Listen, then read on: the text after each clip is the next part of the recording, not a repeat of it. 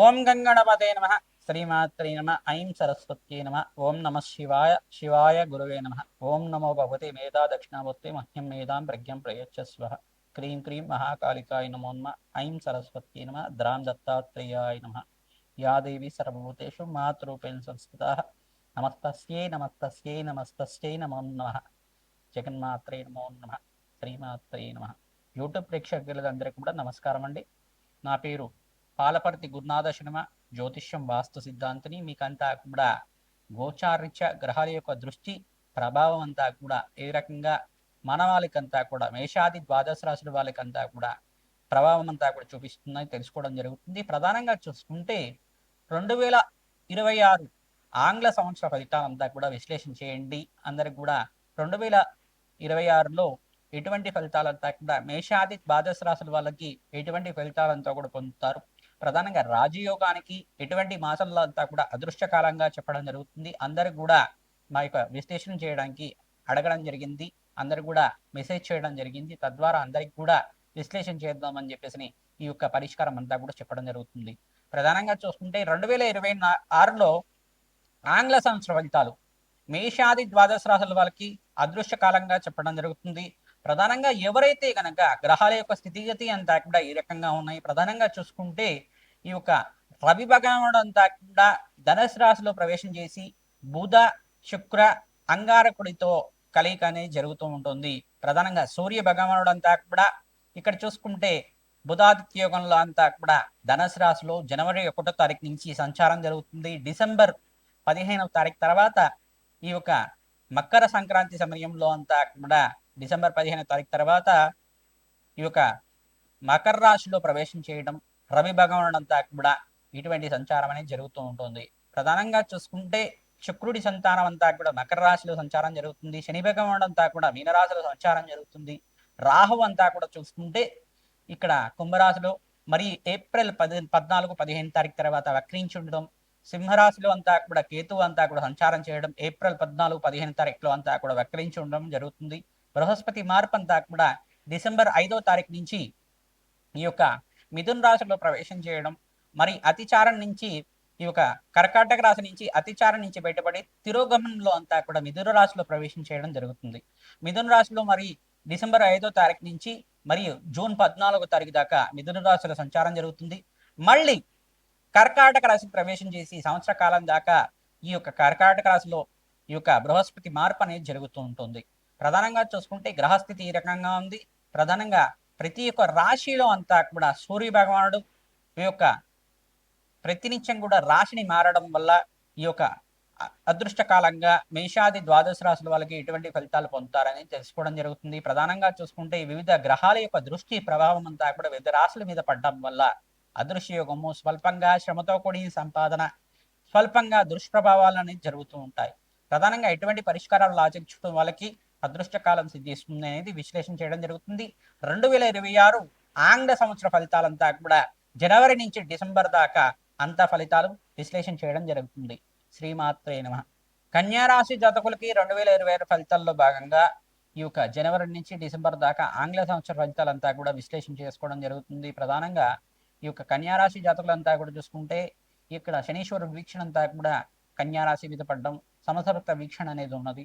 ప్రధానంగా మీకంతా కూడా స్వల్పంగా మిశ్రమైన ఫలితాలు పొందడానికి ఆస్కారం ఉంటుంది. ప్రథమాధ్యుల్లో కన్నా అంటే జూలై 14వ తారీఖు తర్వాత మీకంతా కూడా విశేషమైన రాజయోగం సిద్ధించడానికి ఆస్కారం ఉంటుంది. కర్కాటక రాశిలో ఎప్పుడైతే బృహస్పతి మళ్ళీ సంచారం చేసుకుంటారో ధనస్సు రాశి నుంచి అంటే ఇక్కడ ప్రధానంగా చూసుకుంటే ఇక్కడ కన్యారాశి జాతకులకంతా కూడా బృహస్పతి సంచారం అంతా కూడా యొక్కరంగా ఉండాలి. ప్రధానంగా మిథున రాశిలో సంచారం చేసిన బృహస్పతి అంతా కూడా కన్యా రాశి ప్రధానంగా చూసుకుంటే కర్కాటక రాశిలో సంచారం చేయడం, అతిచారం నుంచి మళ్ళీ తిరోగమనమయ్యి మళ్ళీ ఈ యొక్క కర్కాటక రాశిలో ప్రవేశం చేయడం జరుగుతుంది. ప్రధానంగా డిసెంబర్ 5వ తారీఖు తర్వాత మిథున రాశిలో సంచారం చేస్తారు. తర్వాత ఇక్కడ చూసుకుంటే కర్కాటక రాశిలో ప్రవేశం చేయడం అనేది జూన్ 14వ తారీఖు నుంచి ఉంటుంది. విశేషమైన రాజయోగ కాలం అని చెప్పడం జరుగుతుంది.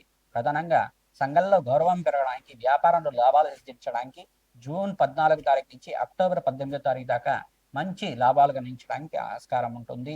ద్వితీయార్థంలో మీకు అంతా కూడా విశేషమైన మంచి పేరు ప్రఖ్యాతలు గణించడానికి, సంఘాల్లో గౌరవం పెరగడానికి, మంచి లాభాలు గణించడానికి ఆస్కారం ఉంటుంది. ఉద్యోగస్తులు కూడా ఉద్యోగంలో ప్రమోషన్ సిద్ధించడానికి మంచి కాలంగా చెప్పడం జరుగుతుంది. విదేశంలో స్థిరత్వం కోసం ప్రయత్నాలు చేసుకోవచ్చు. మంచి లాభాల కోసం పెట్టుబడులు పెట్టుకోవచ్చు. మంచి వ్యవసాయ రంగంలో వాళ్ళకు కూడా మంచి లాభాలు సిద్ధించడానికి, ఆక్వా బిజినెస్ చేసే వాళ్ళు, టెక్స్టైల్ రంగంలో వాళ్ళు, ప్రధానంగా చూసుకుంటే కాస్మెటిక్ బిజినెస్ చేసేవాళ్ళు, క్లాత్ బిజినెస్ చేసేవాళ్ళు, అంటే మంచి టెక్స్టైల్ బిజినెస్లో చేసే వాళ్ళకు కూడా మంచి లాభాలు సిద్ధించడానికి ఆస్కారం ఉంటుంది. అన్నదానం చేయండి, దేవాలయ ప్రాంగణంలో విశేషమైన పుణ్యయోగం సిద్ధిస్తుంది. ఎవరైతే గనక గోమాత సేవ చేస్తుంటారో మంచి లాభాలు గణించడానికి ఆస్కారం ఉంటుంది. లక్ష్మీ కుబేర శాంతి హోమాది కార్యక్రమాలు, కాలవేర శాంతి హోమాది కార్యక్రమాలు మరియు చండీ హోమాది కార్యక్రమాలు చేసుకోవడం వల్ల, రాజశ్యామల యజ్ఞాతికృతులు ఆచరించడం వల్ల రాజయోగం సిద్ధిస్తుంది. మీకంతా కూడా సంవత్సరంలో మీకంతా కూడా మంచి పేరు ప్రఖ్యాత గణించడానికి 2026 సంవత్సరం అంతా కూడా మంచి లాభాలు గణించడానికి ఆస్కారం ఉంటుంది. మీకు సంవత్సరం చివరిలో అంతా కూడా స్వల్పంగా ఈ యొక్క అనాగ్ర సూచన అంతా కూడా సూచనప్రాయంగా చెప్పడం జరుగుతుంది. కావున అందరూ కూడా పరమేశ్వర ప్రీతికరంగా భస్మాభిషేకాన్ని ఆచరించడం వల్ల మంచి ఫలితాలు పొందుతారు. ప్రతినిత్యం కూడా అమ్మవారి ఆరాధన చేయండి. ప్రతినిత్యం కూడా అమ్మవారి ఆరాధన చేయడం వల్ల మంచి శుభమైన కాలంగా చెప్పడం జరుగుతుంది.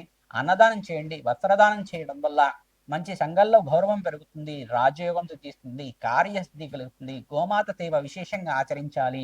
ఎవరైతే కనుక రావి చెట్టుకు 27 ప్రదక్షిణాలు ప్రతిరోజు కూడా చేస్తూ ఉంటారో మంచి అదృష్ట యోగం సిద్ధిస్తుంది.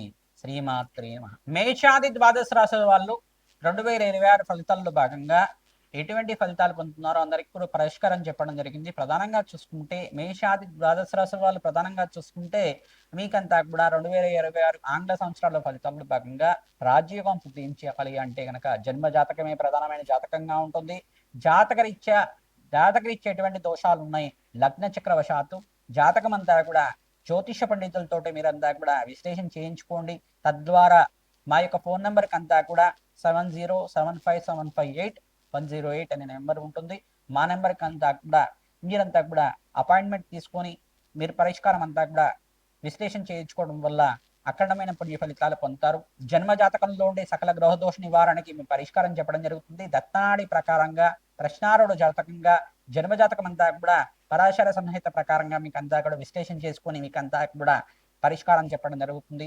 యజ్ఞ హోమాది కార్యక్రమాలు, జప హోమాది కార్యక్రమాలు, విశేషమైన పరిష్కారం అంతా కూడా రత్నశాస్త్ర ప్రకారం కూడా పరిష్కారం చెప్పడం జరుగుతుంది. మీకంతా కూడా మంచి ఫలితాలు పొందడానికి మమ్మల్ని సంప్రదించండి. తద్వారా రాజయోగం సిద్ధిస్తుంది. ఎవరైతే కనుక తరచుగా గోమాత సేవ చేస్తుంటారో దేవాలయ ప్రాంగణంలో మీరంతా కూడా అభిషేక హోమాది కార్యక్రమాలు ఆచరించడం, అన్నదానం చేయడం వల్ల, మంచి పుణ్య కార్యక్రమాల్లో పాల్గొనడం వల్ల మంచి ఫలితాలు పొందుతారు. బీద వాళ్ళకి ప్రధానంగా అన్నదానం చేయడం, అనాథాశ్రమంలో కూడా అన్నదానం చేయడం వల్ల మంచి శుభమైన పుణ్య ఫలితం పొందడానికి ఆస్కారం ఉంటుంది. అమ్మవారి నామస్మరణ చేయండి. ఓం అరుణాచలేశ్వరాయ నమః నామాన్ని జపాన్ని ఆచరించండి. స్మరించిన మాత్రం చేతనే భగవంతుడు అనుగ్రహం లభిస్తుంది. కావున మీరంతా కూడా భగవంతుడి నామస్మరణ చేయండి. అరుణాచలేశ్వరాయ నమః నామాన్ని జపాన్ని